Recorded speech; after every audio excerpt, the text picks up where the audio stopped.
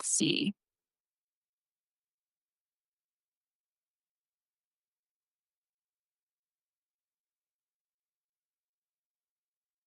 Hey there. Oh yeah. Oh my Hi. God, I did it. Oh, Yay. I had to go and turn on the camera access. I've never done this before. Have you done it? No, I haven't. Oh my God, let me fix myself. I look a little like a showgirl, I think. It's okay. But It's very much okay. You look I gorgeous. feel like we're like I just took my hair down and oh look, we have someone there. This is our first joiner. Tasha Carey is our first joiner. I thought that actually she's the ninth, Ronit. Wait, say this again? She's actually the ninth. Oh my gosh. People are early. What should we do? We have to fill up some time because we're not supposed to start yet. I know. I know. Hi, Tasha. I've greeted everyone. I think I've greeted everybody. Oh, you did already greet everyone? Oh my gosh. So I'm actually late. I'm late to our own live, to my You're own live. not. You're not. You're 8 minutes early. Look what I have. I've got your book. And I have yours. Oh my gosh, this is so cute. We did not plan this, anyone. We did not plan that. Well, I pulled it out the other day and I just, oh my God, reading and in like just kind of getting re-familiar with it. Hi, Kim. Thank you for being here. Okay. Aw. Oh my God, Yeah.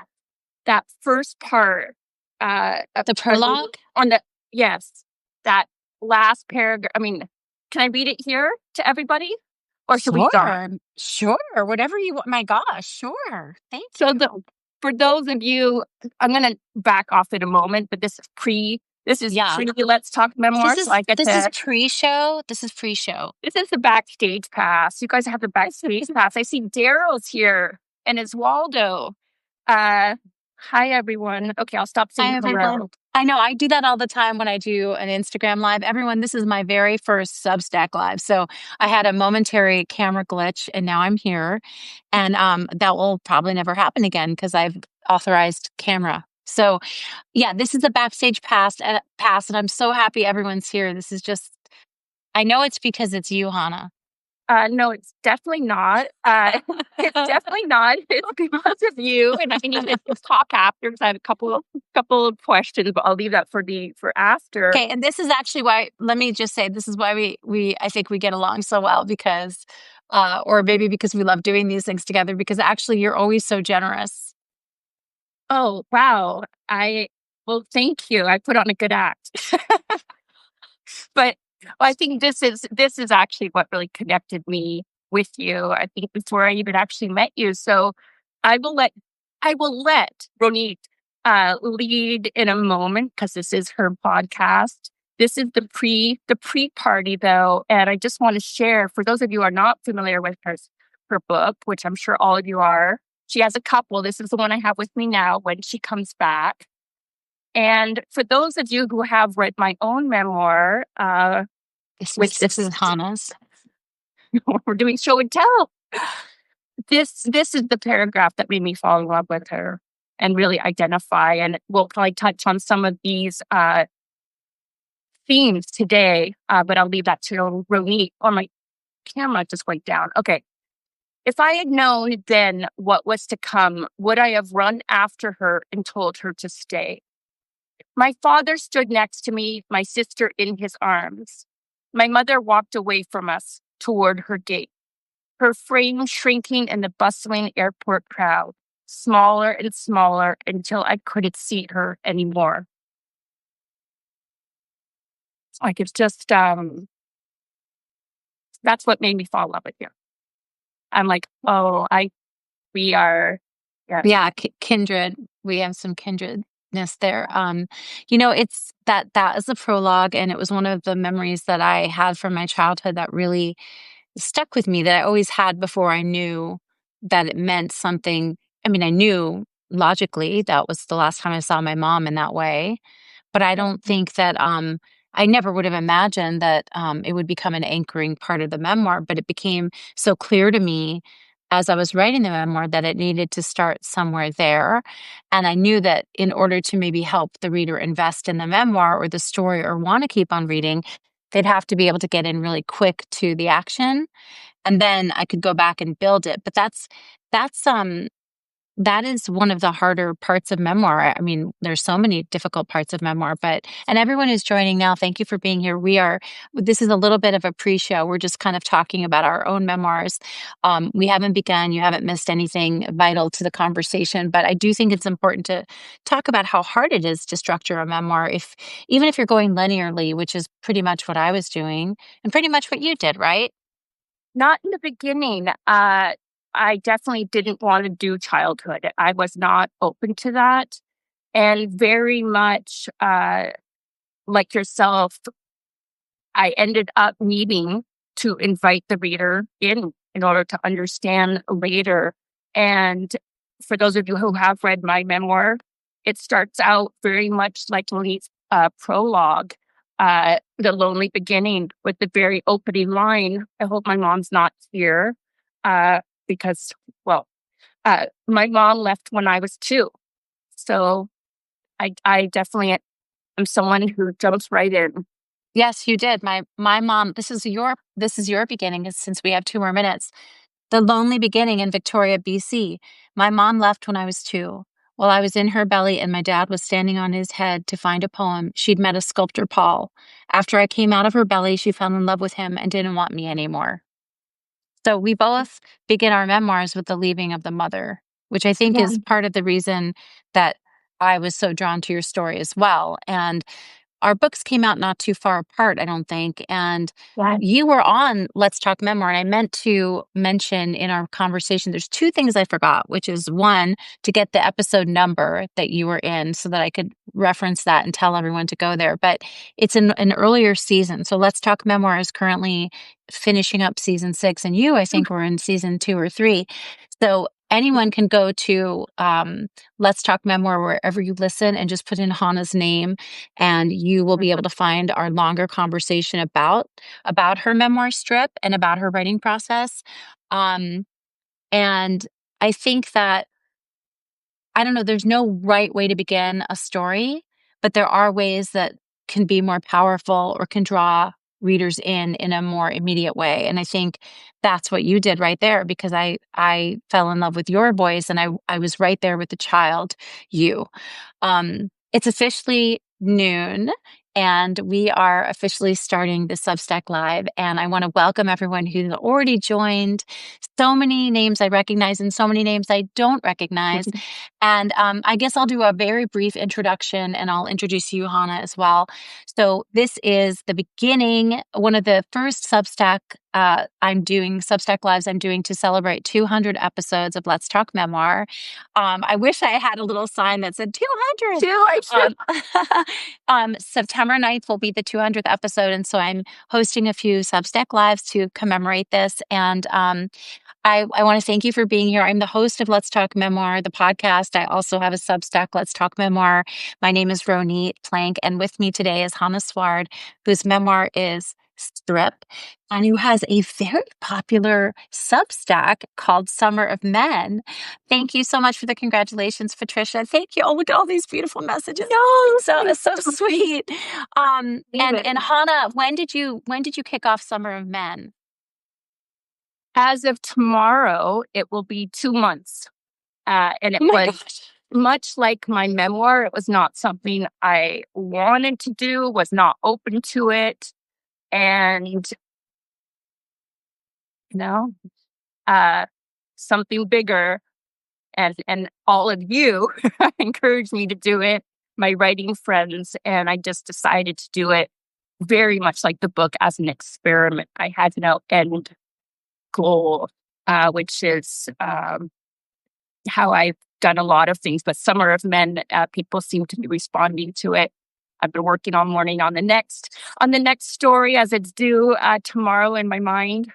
So just so you all know, it's a couple days, but a couple months. Well, you know what's funny is when it first popped up into my feed, do you ever have that experience, and anyone who's listening to or watching, when you hear something for the first time or see something for the first time, but then you have the sense that it should always have been there, that you have seen it before, or that it's in the ether, or that you recognize it like a familiar? And something about Summer of Men to me felt very much like that. I thought, ooh, what's this thing that I know nothing about, and yet I think I know? And that, like, it always has been there. Yeah. Thank you for that. Well, it was on my, in my journals for a few years, and it's just what I titled my own entries until I Yeah. decided, you know what, I'm going to start sharing this. So Yeah, just well, I would like to spend the last part of our I have some actual questions for you, and I don't have to be in the framework of an interview necessarily, but I do want to give the people who came to watch us today what I promised, which is the writing and talking about trauma and how we take care of ourselves. So we'll just feel our way, and then by the last 5 minutes, I really want to talk about how this all impacts you as you write Summer of Men, and then we'll talk about like our latest projects. And so not only can you find my extended interview on Let's Talk Memoir with Hannah Sward on your favorite podcast platform, but the other thing I wanted to tell you all is that I do have a giveaway going on now through September, and I didn't bring my little stickers and magnets down to where I'm broadcasting from, but I have Memoirs Keep It Real stickers in the shape of a heart and magnets that I'm sending to anyone who is in the US and leaves a review of the podcast on Apple, or leaves a review of my memoir when she comes back. And all you have to do is follow the directions. I have that information on my Substack as well as on my Instagram about how you can go about doing it. It just means that you have to be comfortable sending me your address. I promise I won't do anything weird with it. But I'd love to send you a sticker in the good old fashioned mail. I love the post office.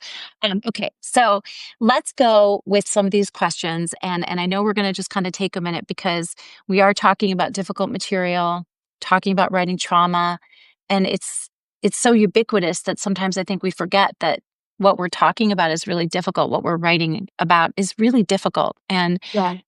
I would want to ask you what you identify as the most traumatic elements of the story you wrote in Strip, from a lived experience and a writing standpoint. For those who may have not read Strip in a little while or haven't read it yet, what would you say were the most traumatic elements to write and to live through? Well, first and foremost, the kidnapping in the park. I wanted to be able to take care of myself in that process. Not just wanted to, I needed to. I was in therapy at the same time. This was 10 years ago, and I was doing work with my therapist around that.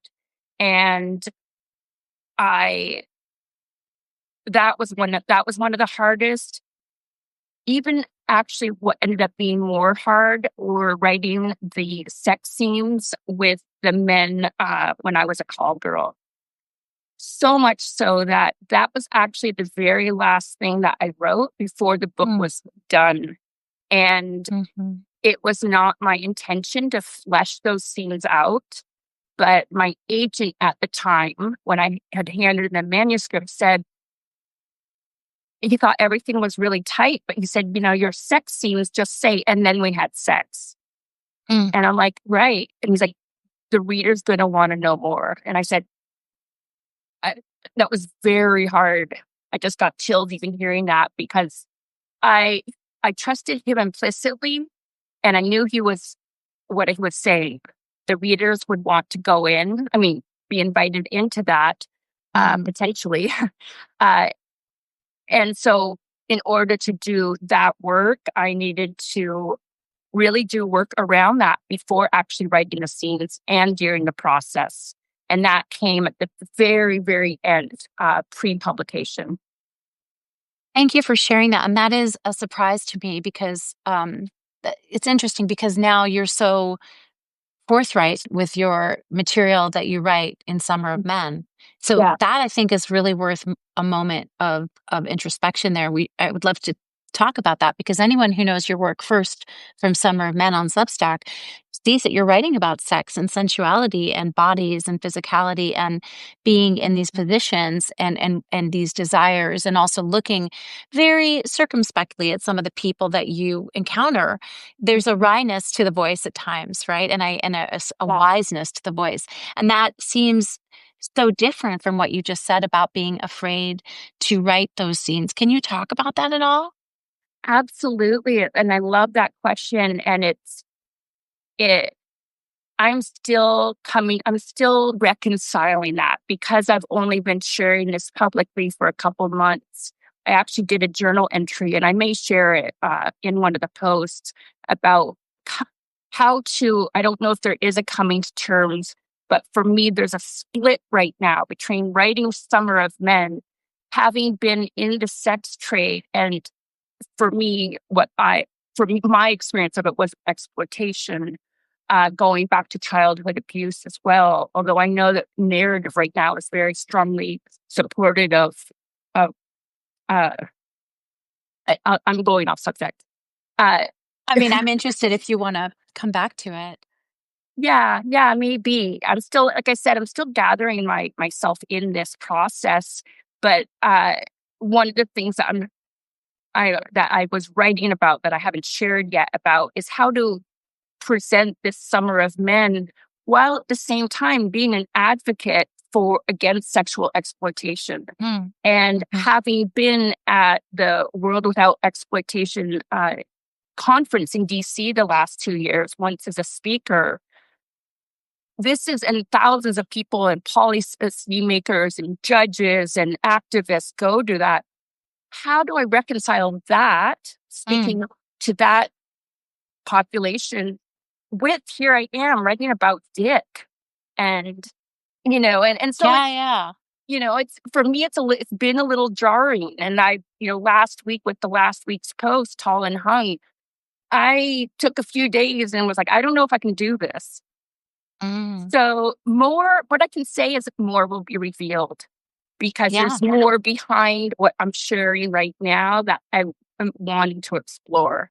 Right Yeah, it now, also it's sounds like kind you're of, processing it too. You're processing it in real time a little bit, and perhaps you're exactly. reflecting on that as well as you write, like you're writing the content, but then I'm sure there's this whole other side of, whoa, what's happening here, and how do I understand what it is what I'm putting into the world, and then people are taking it in. And also there's something important about there's the persona of us on the page, and that's Yeah. different from who we are in our entirety, right? And there's duality within you. There's so Yeah. many different divided selves within us.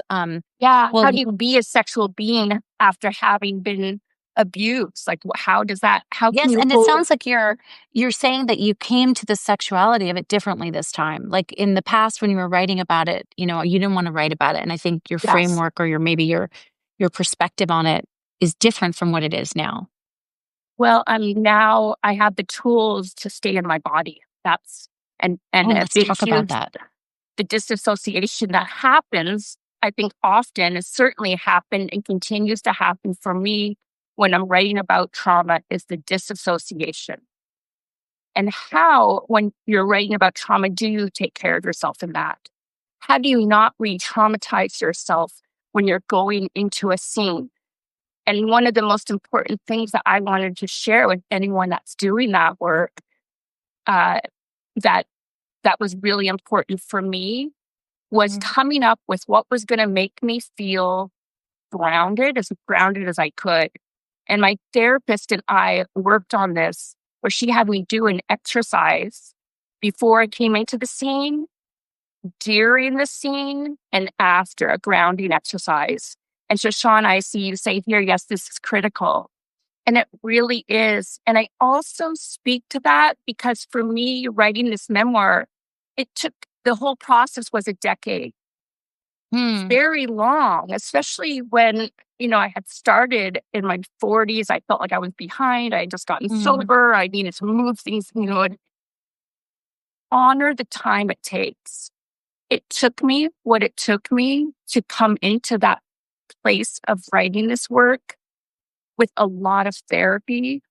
And it needed to come to in its own time and to honor my process. Yeah. So would you say that, I mean, I'm sort of leading with this question, but this idea that we have to kind of grit our teeth and just, get through it and push through the really hard stuff to write is not necessarily going to help us when we come to trauma. If you Yeah. start to react when you're writing, let's say you do the grounding exercise that your therapist gave you and you're writing, what happens, Hannah, for you? Like, how do you handle it if you've grounded yourself, you've set yourself up with all the tools and the buttresses you need, and then something seems to be going off the rails or you're not really feeling okay? What do you do then?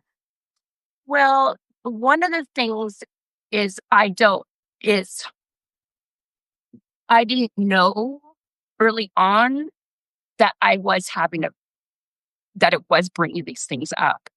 It would be like this emotional hangover, and I'd be Mm, like really raw for days. So I think one of the things for me was, what is my intention, right?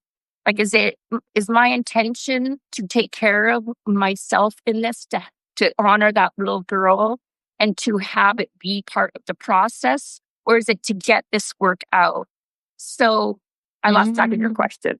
No, no, no. Yes, I said, what do you do when you start to feel that you're reacting and that maybe you are disassociating or something's happening in your body physiologically or emotionally that is not what you expected and is not okay? How do you kind of recenter? Do you stop writing? What do you do? I pause. The Hmm. biggest tool that I have is pause.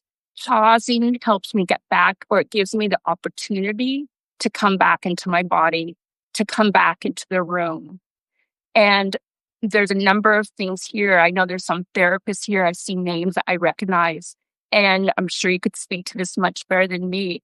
But I would do the exercises that would get me in the room, right? First, I would put my palms of my hands on my thighs and rub them, right? There's some tapping exercises to do, which I didn't do so much. Hand on the heart, feet on the floor flat, breathing into that, actually getting acquainted with the room, like, oh, Mm. book, and actually tangibly touching something. All of this, like, was very kind of abstract, and I was like, my therapist would say it, and I'm like, I don't know, how is this going to help me write the sex scene? Sorry, that's a little phallic. Um, And everything. so No. little X-rated there, like, we can edit that out. Um, but a lot of simple but powerful things to do, right? And Mhm. being aware of when I wasn't here with the page and with myself. Yeah, and I've talked to some other people. Shoshana, I see that playing a game of I Spy to orient yourself. Yeah. Mm. I've talked to other writers who echo what you're saying, and some of the other ideas have been, I know from Laura Davis, light a candle for the time period that you're going to be writing, and then you blow it out, or set a timer, or you can call a friend. You can call a friend before you start writing, a writing friend or somebody else. Say, I'm going into the scene, call after and just check in, maybe go outside, maybe feel cold water or ice, something like, like you said, that grounds you again. I love that you spoke to Laura Davis and the candle. Boy, she's like my first hero from my, like, when I was 19, Oh, reading her book yeah. with Ellen Bass. Yeah, the courage to heal. Yeah, powerful. I couldn't read that for 20 years.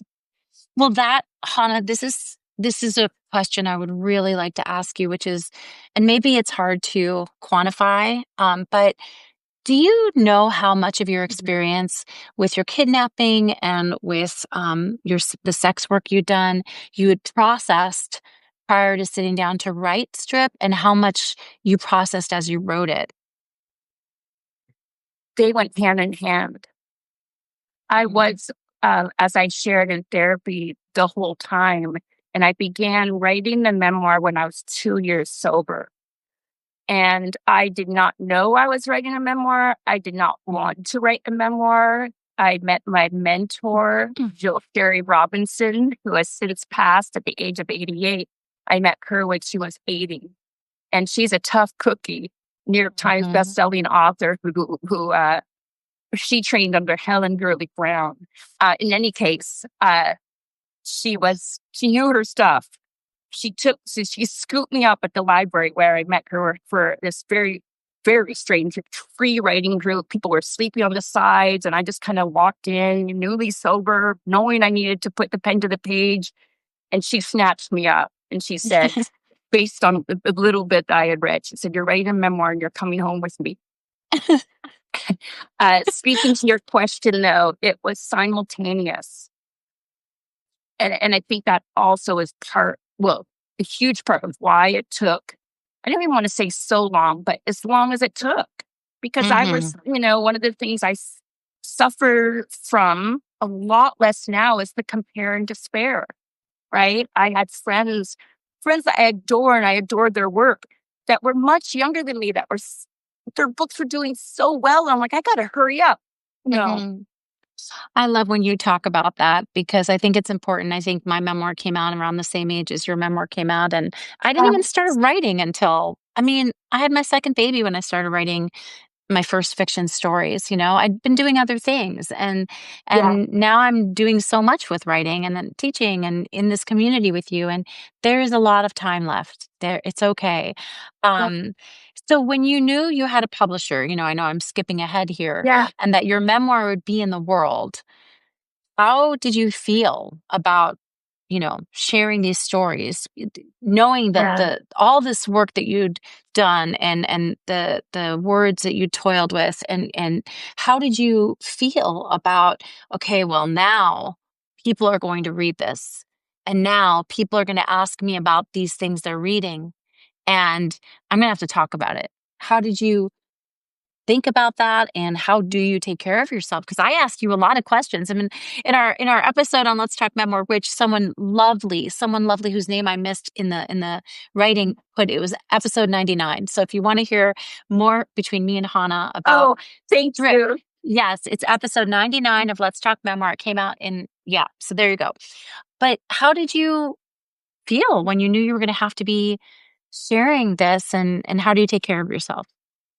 Well, again, one of the things about it being a very long process was I really feel by the time it came out, it was an integrated experience. Unlike a book that comes out, it hits the lights, it's a big, big book. For me, I realize in retrospect, had that happened, it would have been a whole different experience. I was slowly I was writing for the fix at the time, so I was already sharing pieces of myself and Mm. they with the public and writing some essays for publications. Uh, and I also being in recovery, very used to telling my story, I right? was just going to say that there's a level of transparency, from what I understand, in the recovery Yeah. community that is pivotal to healing, right? Yes. Yes. There was a number of things that were very, uh, where I felt incredibly vulnerable. One, for those of you who don't know, my greatest fear of my father dying, happened months before the book came out. And before my book tour. So I was holding space for both of those. So it was top of my list. How do I show up for both? How do I take care of myself? How do I do the things that I need to do for and with my father? And also honor what I've been working on for a decade, right? With the book tour. So it again, the self-care was top of my list. It doesn't mean Mhm. that I was able to take care of myself the whole time because I was new to all of it, Mhm. right? Mhm. I'll give a concrete example. When I was doing the first event I did was in Chicago, uh, and my publicist, wonderful Cheryl Johnston, who I know some of you know Oh, here. yeah. I just Yeah, followed her today. Yeah. yeah, yeah. We were speaking about you yesterday, and you too, Melissa, with your book coming out, Perils of I the know. Strip I'm and going to be Ronit. speaking to Melissa on the show, and I just followed Cheryl back. Cheryl, subscribe to my Substack. Thank you, Cheryl. I do Yeah. have to say it's so difficult to see all these messages and names coming up. So I want to speak to all of you. It's one of the things too I've had to learn Yeah. is Can we how just like much of meet on myself Substack and talk with our friends? We could I, just hang out and host a live party room. So anyway, I'm sorry, finish what you were saying. no. But I didn't know I was going to be doing it, but there was a C-SPAN in Chicago and they were filming it for that. And I didn't know until I got there, which was fine because whatever. But going into that stage room at this book festival at Printers Row, seeing the audience and being with this incredible woman, Anne K. Ream, with another woman who had written a book about her experience in the sex trade. That was my very first event. And I will tell you, right in the bathroom before, I was crying and shaking and wasn't sure how I could do it. Mm. Hmm. And, I've talked to women since then who are also going out on the road, so to speak, with their book, that the process of doing podcasts, of doing events, I learned in the process how to take care of myself, right? Because Hmm.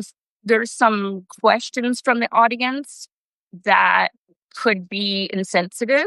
I had women around me that really were really, like no.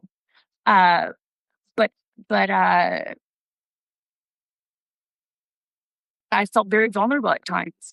And also Yeah. with certain, being selective about what podcasts I was going to go on. I remember going on one and it actually being traumatized. I mean, that's a very strong statement, re-traumatized me. Not necessarily re-traumatized me, but I had a really intense therapy session after. And Yeah. after that, I realized there's questions I need to ask the host. There's Hmm. these things that I need to do, maybe at the cost of less readers. I don't know. Well, I also think, and something we haven't talked about yet, is that we also have the right to hold things back. We don't have to write every single scene. Yeah. I think that if your trusted readers and your editors are saying, this doesn't quite make sense, or I don't understand this, or, we need to see more of this, and that is, that continues to happen, then yes, you should follow that advice. There's something they need more of. But we also need to honor ourselves, right? And so, Mhm. um, I think like I know that not everything that ever happened during these experiences is in your book, right? Like, Oh, and I've kept some things back from my story that, maybe wasn't mine to share, yeah. or, I didn't feel like sharing that part. I try to be honest and interrogate my behavior and myself in my memoir, but I Um, don't owe the reader. I don't need to cut open, I don't need to make a fresh wound, right? right. And making that decision, I mean, there's because my book is, I kept it fairly short for a full length memoir starting from childhood until I'm 39 in it. It's 260 pages, which needs to clip along. So That's right. I cut some years out to condense it. And also speaking to what you shared, yeah, what I think the most important question for me came down to what speaks to the my doorbell's ringing. Nobody rings my doorbell. Do you want to Uh get it? no. Uh no, no, No. this is where I am No. right now. Yeah. No, don't. uh, Yeah. um that was a very strange, probably some guy who was angry at me. I don't know. No. Maybe. Um is what how does it serve the story? Right? Yes. Because ultimately we are telling a story and what serves the story and what doesn't. And there were some things that I held back on that I thought, no, I'm going to protect this. But that mentor of mine, that 80-year-old mentor, I remember reading one scene. It was in the Peninsula Hotel in here, for those of you who read it. And I'm in a room in the Peninsula Hotel with a man, and I write the scene. I share it with my mentor. She looks at me and she said, I always share this because it was just shocked me so much. She's like, something's missing. I'm like, how does she know? And she's like, go home and write it. He knew. And it was one thing that happened in that room that I was never going to tell anyone. Like, no, absolutely not in the book, not with anyone. I had so much shame that needed to be in there. So what do we hold back? What do we share? What are we ready to share? Yes, yes. That's part of it, right? I mean, we don't I think it's delicate and everybody has their own meter of what's right and what's wrong for them, and it will change as you go. Probably our threshold changes as we continue in the genre. Now I'm looking at the time and we have technically 3 minutes left. Did we promise people questions? I think I saw that. I did that, and that was my. We'll be answering questions, but I feel like we could, but I don't want everyone to get upset if we can only get to one question. Should we do a question, Hannah, or no? What do you think? Well, one, I do apologize for putting out there. I got too excited. Well, and I think that's part of it. Well, okay, let's do this. How about this? How about this? Let's each do a moment of self-promotion where people can find us, what we're looking for, what to do. Then we can do, I think we're able to post this video afterward if it's anything like Instagram, I hope. If it becomes a thing that I can save, I can post it and then maybe you can leave comments in there. And if there's a pressing question, then maybe one of us or both of us will pick it out and, talk about it. Yeah. And then maybe after we do a moment of self-promotion, we can take maybe one question so that we are not liars. Does that sound good? I love that, and I'd love to hear, you answer maybe that question if that's okay. I mean, just because, or we'll see. You know what? We'll see. Okay, so how about Hannah? Where can people? What would you like people to know about what you're working on? Where to find you? What you're looking for, etc. Yeah.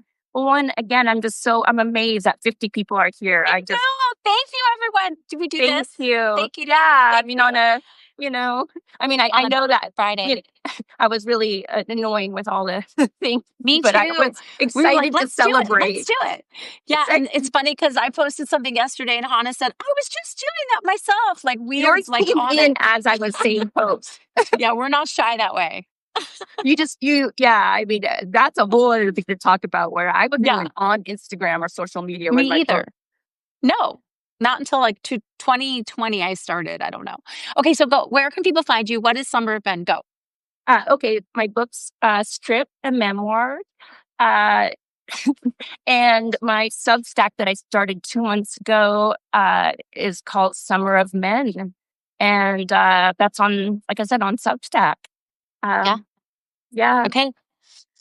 My memoir is When She Comes Back. If you haven't read it yet, it is a coming of age memoir. There's my mine's a little worn. That's such a good sign.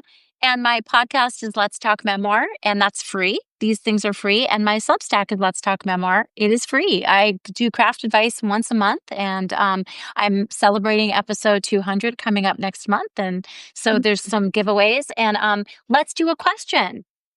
Let's whoever gets into the messages first, we will take your question. I hear you. Whoever's typing, I'm sure there's going to be one. But and in that time, I want to thank everyone for being here, and I want to thank thank you 200. I know, I can't believe it. Do you know how many hours that is of reading memoir, like going over questions, sending questions, editing? Like, you amaze me. There's no way I could ever do that. For those of you who are new to Let's Talk Memoir, Ronit's depth of questions, her observations, her insights. Thank you. Yeah. Thank you. Here we have a question. How do you overcome the fear of putting yourself into a published piece? Ooh, good question, Daryl. You just have to. You just got to go for it.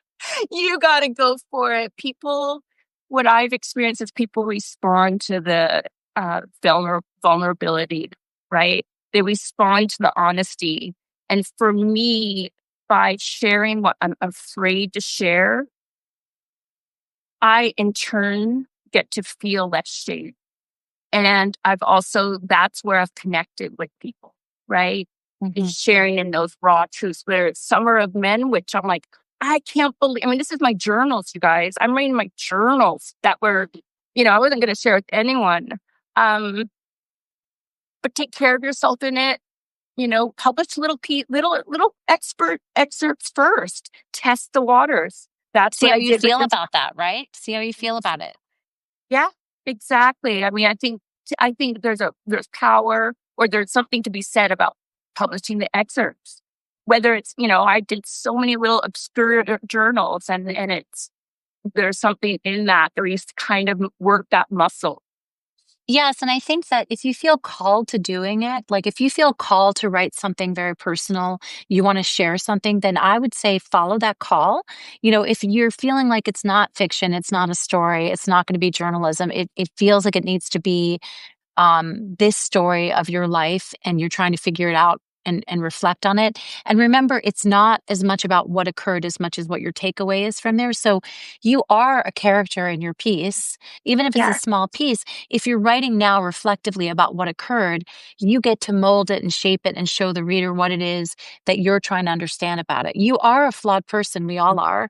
And, we continue to make mistakes and learn from them. So I think that's a big way that you can take a step forward and say, hey, let me show you this thing that happened to me or this thing that I'm thinking about and what it means to me now. Yeah, and try writing an experiment, try writing it in third person, right? Yeah, And put that definitely. out there, see how that lands, if you can tolerate, right? For me, it's a lot about like what's my capacity?